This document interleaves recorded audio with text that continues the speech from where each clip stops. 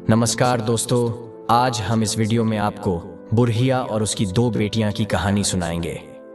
हम अक्सर मंजिल पाने से पहले ही थक जाते हैं और संघर्ष करते करते खो जाते हैं। वैसे किस्मत तो हमेशा हमारे कर्म से ही तय होती है, लेकिन अगर कभी आपका सामना अपने बुरे समय से भी हो जाए तो ऐसा क्या करे कि आपका दुर्भाग्य ही आपका सौभाग्य में बदल जाए।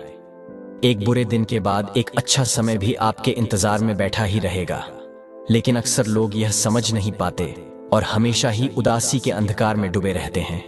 जिनका बुरा दिन गुजरता है वह तो किसी की सलाह सुनने की भी राजी नहीं होते हैं। जो कोई उनको समझाने की कोशिश करता है वो उन पर ही गुस्सा करने लगते हैं। एक ऐसा विचार जो बहुत से अनुभवों को सिखाता है, यह एक हमारे जीवन का संदेश है जो बताता है कि इस बुरे समय से आप क्या सीख सकते हैं। जैसे कि आपको कोई काम दिया जाए और आपसे वो काम न हो सके तो टेंशन में मत आइए कि ये काम मेरे से नहीं हुआ, बल्कि उस काम को इतना अच्छे से पूरा करें कि सब देखकर खुश हो जाए।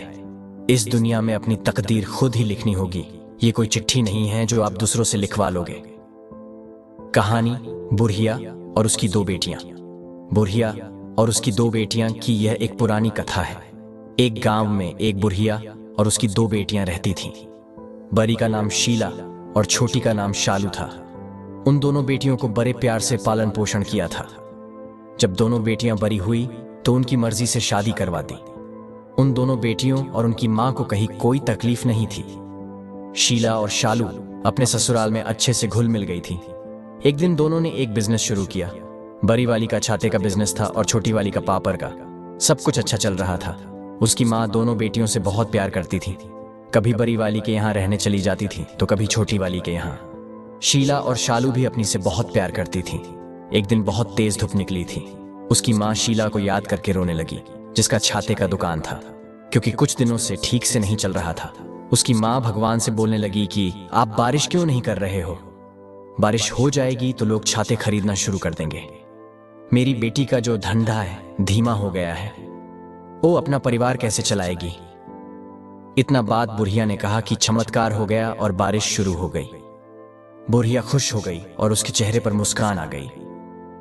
फिर उसके चेहरे पर अभी मुस्कान आई ही थी कि उदास हो गई और वापस आसमान के ऊपर देखकर बोलने लगी, हे भगवान, ये आपने क्या कर दिया?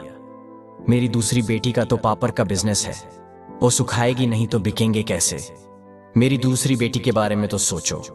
अब ये बुरहिया का रोजाना का आदत हो गया था। जिस दिन बारिश हो रही थी उस दिन कह रही थी कि धूप क्यों नहीं हो रही है, और जिस दिन धूप हो रही तो कह रही थी कि बारिश क्यों नहीं हो रही है।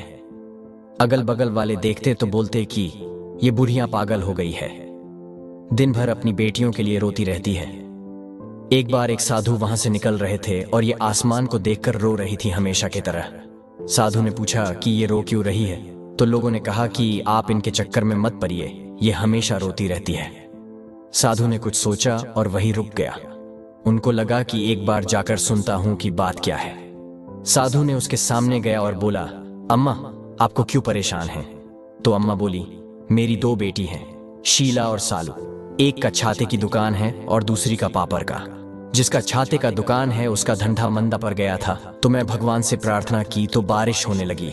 फिर मुझे दूसरी बेटी की याद आई, जिसका पापड़ का बिजनेस था। अब वो गीले हो जाएंगे, धूप नहीं निकलेंगे तो सूखेंगे कैसे?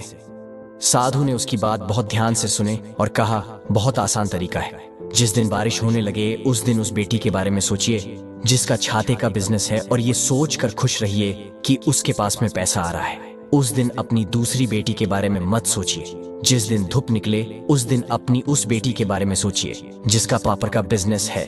उस दिन उस वाली बेटी के बारे में मत सोचिए जिसका छाते का बिजनेस है। अम्मा को साधु की सारी बातें समझ में आ गई और उसके कही हुई बातों पर चलने लगी और खुश रहने लगी।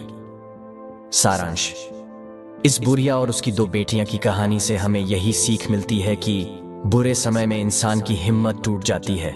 जब भी आपके जीवन में ऐसा समय आए तो बहुत ही शांत रहे और अपने आप को संभाल कर रखे।